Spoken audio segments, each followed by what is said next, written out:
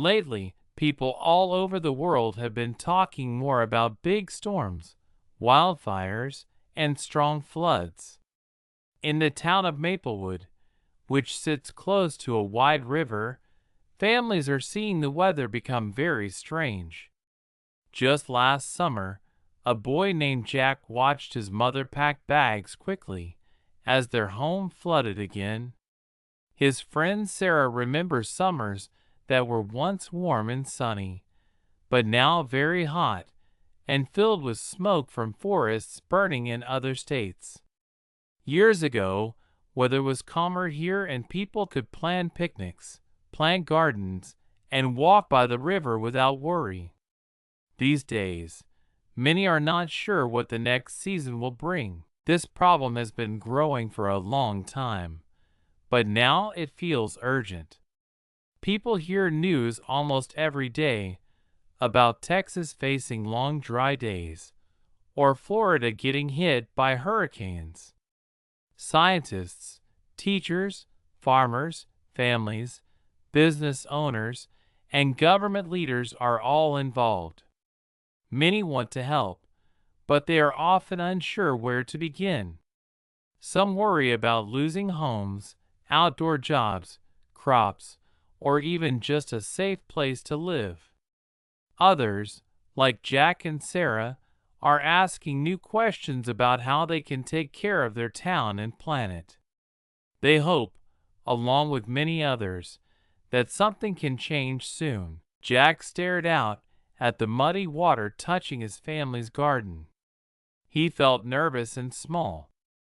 The radio was talking about climate change again. Jack remembered when his father said, "Things were safer when I was a boy." Now, the weather felt like a puzzle he could not fix. The rivers in Maplewood used to flood only during big storms, not every spring. His neighbor, Mr. Roberts, an old farmer with hands cracked from work, shook his head and said, "The weather is not what it used to be. The crops do not grow right anymore." His fields, once green and full, were sometimes dry, and other times underwater. The town used to depend on fishing and small farms. Over the years, as factories grew far away, the air and water started to change. Big companies made money without worrying about the smoke going into the sky. Trucks drove longer, using more gasoline. Some people got rich building bigger roads and selling fast food, but others began to worry about dirty air and sick children. Certain families, like Jack's, lost crops in bad weather while others had to pay more for groceries. Not everyone understood how their small actions, using too much electricity, driving everywhere, could add up to become a big problem. Some leaders in bigger cities said everything was fine, while the truth was harder for those living close to nature, like Maplewood's people. Sarah thought often about her grandmother's stories of calm rivers and deep, green forests. Now, the air sometimes stung her nose, and many trees looked brown and weak by late summer. Kids at her school sometimes felt scared when sirens wailed during storms. She once overheard her teacher say that some old factories never cleaned up their waste, and now nobody knew what to do with the dirty land. Town meetings got heated. Some neighbors wanted to stop using as much gas and plant more trees, but others worried they would lose their jobs if the local factory shut down. Timothy, whose father worked at the power plant, felt trapped. People needed money to pay bills, and his father said the power plant gave many jobs. "If you stop the power," he whispered, "how can we cook food or stay warm in winter?" But some nights, Timothy couldn't sleep, wondering if there was a way for everyone to have work without harming the rivers and skies. The town did not know who to listen to. Sometimes it seemed like grown-ups and leaders only argued. Sarah read news stories online about wild storms in other places. New Orleans with flooded streets, California burning for days. She felt sad for families shown on TV, hugging pets and holding signs that said, "Help us." There were kids her age who lost their houses or had to move to other towns. Once, Jack's school collected food for children who had no breakfast after a hurricane took their kitchen away. Jack and Sarah felt helpless, like raindrops in a big storm. Sometimes, they wondered if their ideas would matter at all.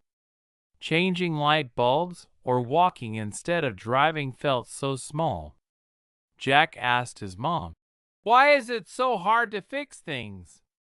She squeezed his hand and said, "Because it's a big problem, but even big problems start to change when people care." In those moments, doubts and hopes mixed together, and Jack and Sarah looked for ways to stay brave, even when they felt unsure. Some people in Maplewood wanted to fix the problems, but not everyone agreed on what to do.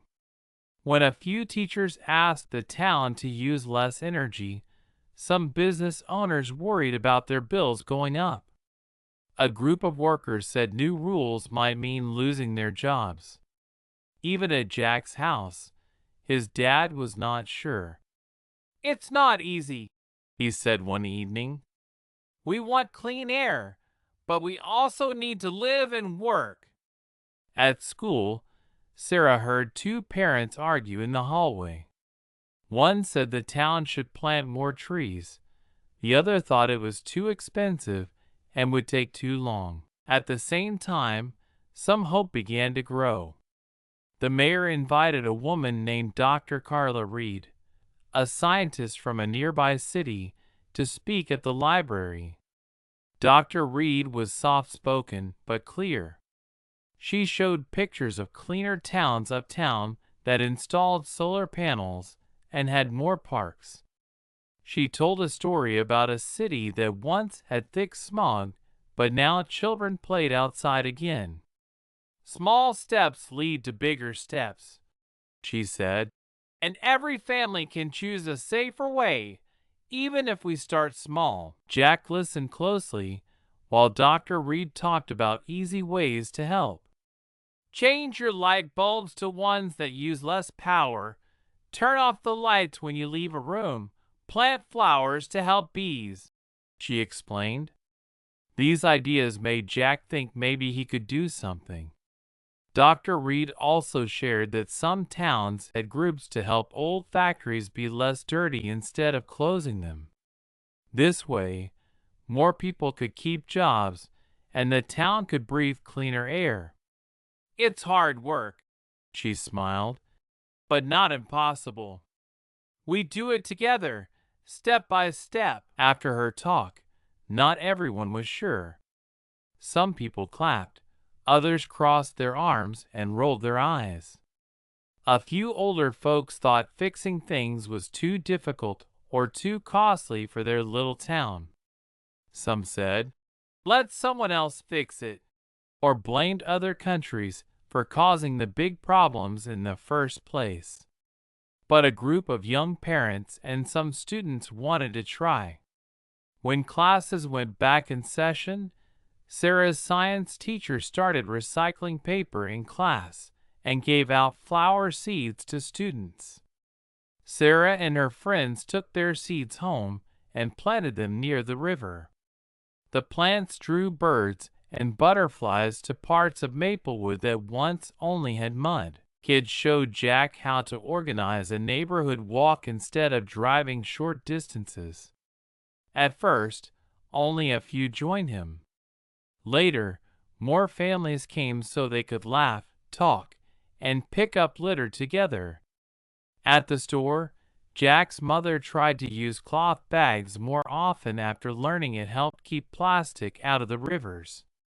All these changes were simple but made Jack feel like their choices mattered, just a little bit. There were still people who resisted. Some businesses said They missed having more customers who drove, but others liked the cleaner look of Main Street. Dr. Reed returned at the next town meeting and answered questions on a big screen, sharing news stories where even bigger cities saw real results, one change at a time. Bit by bit, the people of Maplewood found they were not powerless. Jack noticed Sarah had less worry in her voice as they talked about their flowers and cleanup walks. "Maybe we can really help," she said with a smile. Even if not everyone believed right away, the small wins gave the friends courage to keep trying, and others slowly joined as they saw that even small acts could help their town. Summer in Maplewood brought the biggest flood the town had ever seen. The river rose higher than anyone thought possible. Houses near the water were surrounded. Families carried bags onto school buses to stay safe at the sports center for many wet, scary nights. Jack's family had to sleep on the gym floor, listening to wind and rain. In the news, reporters showed pictures of Maplewood and other towns in trouble. The story of the flood was on TV every day and shared all over the internet. People in big cities started to send supplies and talk about how strange weather was happening everywhere, not just in Maplewood. During the hardest day, Jack saw a group of friends fill sandbags and carry them to help. Sarah led her classmates by calling out, "Let's work together." They moved loud and muddy water away from the fire station. Local workers, police, neighbors, and people who had never met before joined their hands for the first time. Videos from Maplewood students showing the rising river and children shoveling mud became popular online. Hundreds of people who watched from far away wrote messages saying, "Stay strong," and shared how their own towns were having trouble with wild weather too. The whole country seemed to notice Maplewood's fight. This big flood made everyone in town discuss the weather and the future. The mayor spoke with reporters on the sidewalk, rubbing his tired eyes. He said, "We can't wait for someone else to save us. From now on, we must act together." Soon, state leaders traveled to Maplewood with news cameras following. Government officials promised to send more money to help rebuild. They also said new rules were coming. Builders would need to use stronger materials, and towns near rivers had to plant more trees. School newspapers told stories of children who saved pets, teachers who led their classes to safety, and families who made food for others. Not everyone agreed about the new plans. Some business owners worried about the extra cost. A few people were angry that the government was telling them what to do with their land. Arguments started online and in the emails sent out every day. Still, the media kept showing positive examples of helpers, both young and old, who brought hope to Maplewood. People in other places began to copy the water-saving lessons and cleanup groups that Maplewood started. New hashtags filled social internet pages, sharing pictures with friends. News programs brought Dr. Reed back to explain what climate change means for towns like Maplewood. She answered questions from young and old. "If changes happen in one town," she said, "others will see how to follow." With reporters nearby, Jack noticed people were watching their choices more, picking buses or bikes over cars. Community meetings grew crowded as more people wanted to keep their town safe for the future. Sarah wrote an article for her school and got it shared with students far away. The biggest challenge was hard for everyone, but now more people knew that change could start with regular people working together, under the glow of cameras and the eyes of the world. One day, the rain poured harder than anyone could remember. Sirens wailed, and the river near Maplewood roared over its banks. Jack grabbed his backpack and ran with his family, water swirling at their feet. They saw neighbors on roofs waiting for boats. The town's main street, always busy with cars and children, was now covered by deep, rushing water. In the gym, families waited nervously, hoping the flood would stop before their homes were gone. The mayor spoke into his phone, calling for more help from the state. Some people cried. Even the bravest adults looked scared in the bright gym lights. As the water kept rising, a panic spread. Lights flickered. In a small corner, Sarah comforted a group of younger children, telling them stories to ease their fear. Jack's father hugged his mother tightly. On the news, reporters showed Maplewood and places like it underwater. Videos went viral online, and hashtag Maplewood Flood started trending. Other towns sent firefighters, food, and new boots. The army brought big trucks and handed out blankets. Everyone, tired and cold, worked together, passing sandbags, boiling water for tea, carrying grandparents out of flooded homes. When one family ran out of medicine, Dr. Carla Reed, who had come to help, crossed high water in a fishing boat with supplies, showing how one person could still make a difference. But the town knew it was not enough just to survive the flood. That night, as rain beat on the roof, the mayor called an emergency meeting right in the gym. Families sat on bleachers, dripping wet. In a quiet but firm voice, the mayor said, "We can't keep doing things the old way. We must build smarter, live better, and care for our town together." People looked at one another in the bright light, realizing how all their lives were tied to the river, the weather, and each other. Jack listened as Dr. Reed took the microphone and encouraged everyone. "The world is watching Maplewood. If we make changes here, others will learn from us." The next morning, change arrived quickly. State officers delivered new laws, forcing old factories to clean their waste faster and helping families buy safer stoves and rainproof doors. Construction teams started building stronger bridges and safer levees. Grown-ups signed up to plant thousands of trees near the water's edge. The school board made classes about the weather, safety, and the environment part of every grade. Children, teachers, and parents all agreed to try new things, such as using fewer plastic bags and turning off lights.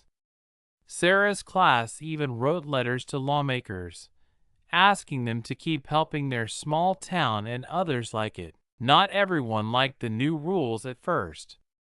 Old ways were comfortable, and some worried about money, jobs, and change. Heated talks happened in churches, coffee shops, and online. Still, the memory of flooded homes and the sight of everyone working side by side made most people agree that the time for waiting was over. Jack's mother started a group to help neighbors fix up broken houses, and his dad volunteered to teach about safe building. Sarah's flower garden along the river grew quickly in the sun after the rain stopped, bright colors shining as Maplewood healed. She and Jack looked out over the busy town, sweat on their foreheads, hope in their hearts, and knew that the toughest moment had also been a new beginning for everyone. After the rain stopped and the water slowly went down, Maplewood felt changed forever. Neighbors walked through muddy streets, picking up broken tree branches and sharing hot tea as they worked. Jack's school was open again, but many classrooms had wet walls and missing books. Still, the children felt proud. They talked about the flood in class and remembered how everyone helped each other. Sarah wrote in her journal, "We are stronger now, even though everything looks messy. We know what to do when trouble comes." The garden she and her friends planted survived, and the first flowers bloomed by the riverbank. People paused to smile at the yellow petals pushing through dirt and mud. At home, Jack looked at his family's new rain door and stronger windows and felt safer than before. His father sat with neighbors on the porch, making plans to check on every house if there was another big storm. Across town, Sarah's science teacher joined with Dr. Reed and her team to teach after-school weather classes. Students learned easy things to protect their homes and keep rivers clean. Sarah said, "It feels good to share this with everyone." Jack and his classmates drew pictures showing Maplewood in sunshine, with trees taller and the river calmer. Even as the sun warmed the ground, people talked about what happened and how it changed them. Some old business owners, who first did not like the new rules, admitted the better roads and strong river walls made them less afraid of the seasons now. A few shops used solar power and showed off smaller bills. The grocery started selling more local vegetables. Families helped one another build small gardens at home so the town would have good food, even in hard weather. Jack's mom said, "We learned that fighting the weather isn't just for the experts. It takes all of us, even kids." Still, it was not always easy. Some argued that making changes cost too much or made life too different. Others doubted new ideas, wishing for old times. But every time a new problem came, a heavy rain, a broken bridge, a sick child, the people moved faster and smarter. They remembered how their town came together when it mattered most. Sarah noticed more students using bikes. Jack's brother started a project to clean plastic from the river. The school news shared stories of hope, struggle, and little victories from families across town. Dr. Reed reported to leaders in the state capitol how Maplewood's teamwork saved lives and inspired new plans for other towns near rivers. Her words reached cities far away, and soon experts and families from different places visited Maplewood to learn how small towns could become strong. People realized the problem was not gone, but now solutions felt possible. Jack thought about the future and knew there would still be hard days. But he saw that every storm could bring neighbors closer. Every flower gave a sign that change could grow, and every lesson shared would be a light for others. With each new sunrise, Maplewood stood together, knowing it was possible to care for their town, for the land, and for each other. In the days after the flood, the whole town of Maplewood felt tired but hopeful. People of all ages tried to return to their normal routines, yet everything seemed a little different from before. Some small shops stayed closed because they needed time to fix cracked walls and ruined floors. Local workers helped each other sweep out water and carry old wood to the trash bins. The grocery store had to throw away spoiled food and make new orders to fill empty shelves. Jack's father and his friends spent afternoons fixing fences around homes and building new, stronger sheds for animals. Families that lost more in the flood received visits from neighborhood volunteers. Sarah volunteered to walk dogs and bring warm bread to families staying at the sports center. Many in town gave clothes, toys, and extra blankets to people who needed them most. At church meetings, Volunteers signed up to check homes where elderly neighbors lived alone. Children learned how to fill out forms to get help and how to pack a small bag in case another emergency happened. Jack's school ran fundraisers, selling lemonade and homemade crafts to buy things for families fixing up damaged homes. The town council made fast decisions after listening to people's worries. They passed new rules for builders to use safer steps for houses near the river. The council started a safety class for anyone interested in joining cleanup teams. Different work teams learned using sandbags, cleaning drains, and sharing maps to mark safe spots. At the same time, the town worked with Dr. Reed to check where dangerous factory waste was and made plans to clean it up quickly. For a while, some farmers worried about what the floodwater did to their land. Rich dirt washed away, and young plants lay flat in puddles. The farmers joined together and carefully shaped new rows for planting. They added picket fences and small trees to protect their fields from future high water. A group of farmers met with state helpers to ask for seeds that grow in less soil and machines that use less gasoline. The local school began teaching a garden class after lunch, with children planting beans in cups to grow later outside. Business owners felt many changes too. A few had a hard time paying bills after losing old supplies and customers.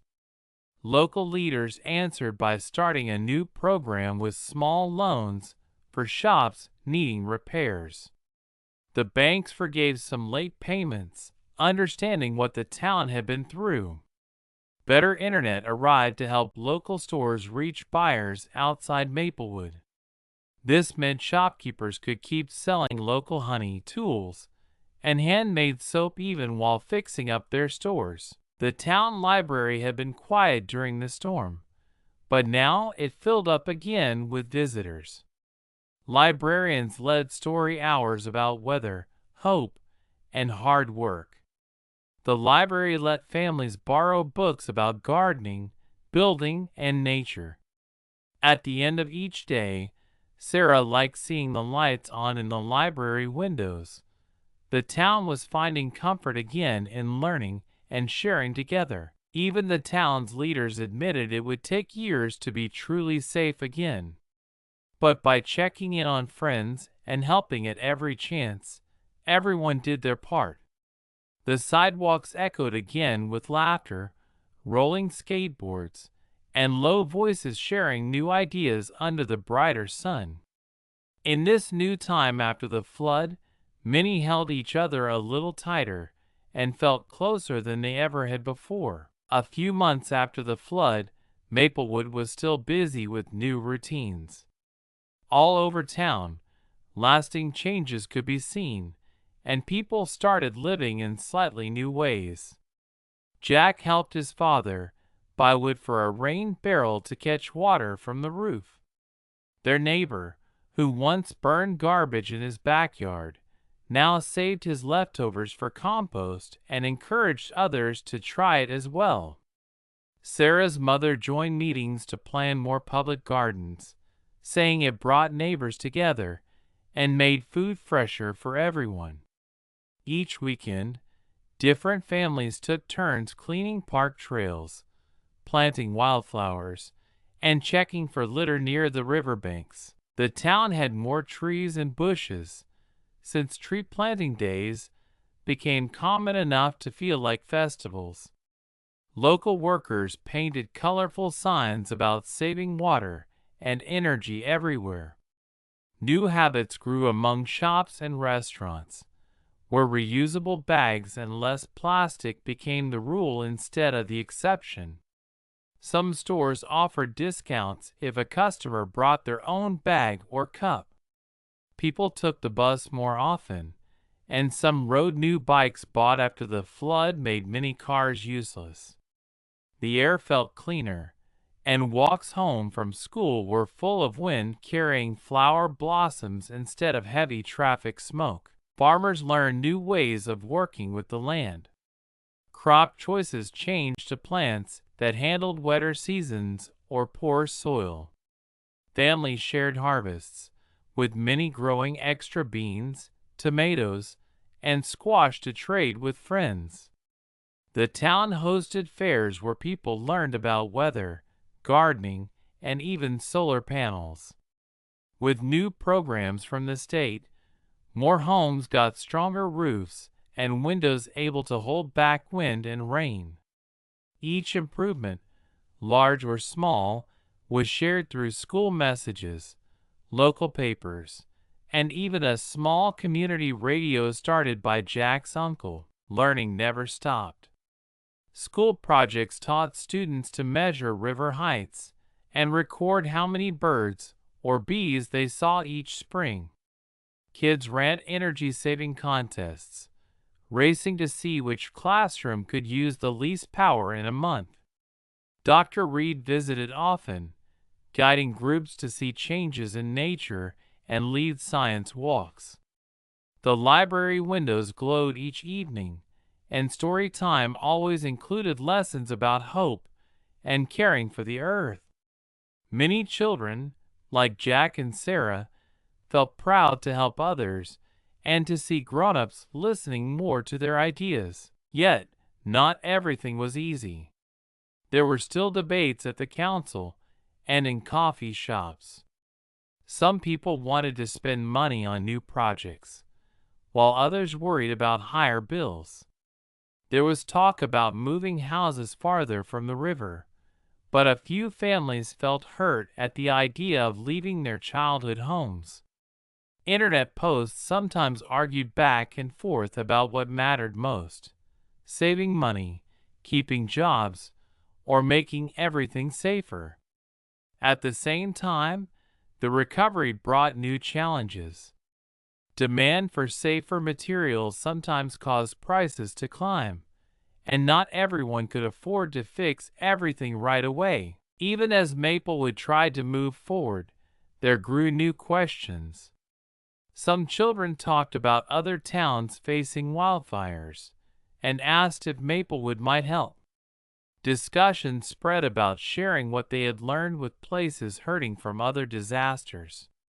When a nearby town faced dry wells and empty fields, Maplewood mothers sent seeds and letters with simple advice. Start with what you have. Work together. Don't give up. Maplewood was more prepared, but still learning every day. Even with new problems and old worries, the town now believed change was truly possible, not just for them, but for many others too. Several years after the flood, Maplewood felt like a new place. The children who once huddled in the gym during the storm, Jack, Sarah, and their friends, had grown braver and more confident. Trees planted with tiny hands now stretched high above the rooftops, offering cool shade and quiet places for families to gather. Many houses had small gardens, patches of green filled with beets, sunflowers, and carrots. Sarah sometimes met Jack by the river to count birds or check water levels, adding notes to a weather book the school started to keep. When people walked past, they saw a clean riverbank lined with wildflowers, not trash or bare mud. Community life changed too. The businesses that survived the hard times learned to work together, sharing tools, trucks, and sometimes even profits to keep everyone open and busy. The farmers taught others about rotating crops and saving seeds. Maplewood's roads held more bikes and feet than cars. Windmills and solar panels lined the edge of town, cutting electricity bills and bringing new jobs to help keep everything running. The people of Maplewood kept their policy meetings open to everyone, inviting young people and old voices to join every big decision. If there was a tough choice to make, the whole town gathered to talk it through, searching for answers that felt fair for all. Children in Maplewood now grew up learning from the past. In school, students watched weather maps and studied science outside, not only from books. Teachers showed them how to save energy, plant gardens, and care for water. Every year, the school honored helpers, kids and grown-ups, who gave extra time to make the town safer and more caring. Dr. Reed became a regular guest, leading lessons about clean energy, storm safety, and how to talk kindly even when people disagreed. These lessons made a deep difference. Sarah once told her class, "We know now that small things grow into big change." There were still problems, sometimes floods, sometimes long dry summers or surprise storms, but Maplewood faced them with far less fear. New rules kept factories cleaner and houses safer. Emergency plans were checked often. As more towns asked for advice, Maplewood sent guides and volunteers to help others rebuild. The meaning of community grew beyond their own borders as people shared both what worked and what didn't. Mornings began with smiles in the bakery line, bright gardens opening for all, and small groups gathering to talk about how to fix each new challenge together. Looking back, Maplewood saw the hardest times shaped a better tomorrow. People agreed that listening, learning, and caring were as important as bricks or strong roofs. Policies and daily habits became fairer and wiser, thinking of both the land and people's needs. We each make a difference, even if it starts with one simple act, Jack said, remembering how one flower planted led to whole gardens. The biggest lesson was clear. Change really begins when neighbors work side by side, believing a safer, kinder world is possible for their children, and for every town beyond their own.